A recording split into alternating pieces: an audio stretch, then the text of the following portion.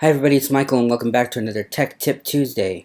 Today we're going to be revisiting temporarily off the market and talk more about it so that you all know when to use it and when not to use it.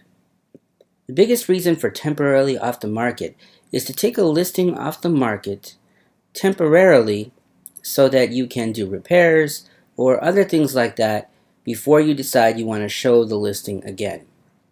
So if I go to listings here and click on residential, you're going to see that the very first field is called status. Now, when you put a listing in, you almost always start off by putting it into active. That means that the listing is available to be shown and to be sold now. So if your listing isn't available to be sold, don't put it in active. If it's not available to be shown, don't put it in active. But what if you want to get the listing in the MLS and then you just want to temporarily take it off the market because you can't show it at the moment because of repairs, or it's not available to be sold because of something going on, contractually?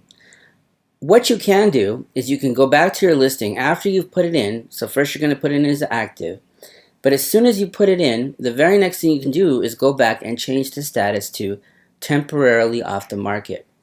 When you change it to that status, it not only lets other realtors know that it's not available for being sold and being shown, but it also lets them know that you still have the listing and you're just temporarily taking it off the market. The other thing it does is it takes it off websites like Realtor.com so that the public doesn't think it's available to be sold at the moment. Now, once you're done and you can get it back active, just go to your listing and make it change back to active, and then everything will be as normal. It'll come up as a listing that's available to be sold and shown. And the other thing that's nice is temporarily off market does not increase the days on market because it's an off market field. So if you change to temporarily off market, and let's just say that you did that 3 days in, your 3 days on market will pause and it won't start again until you go back active. So that's another great thing about this field. One last thing I want to mention is there's another field called withdrawn canceled. That is not the field you want to use when you're going temporarily off the market.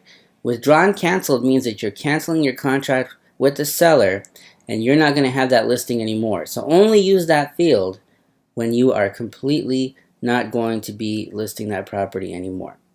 Hope that helps, and see you again next week for another Tech Tip Tuesday.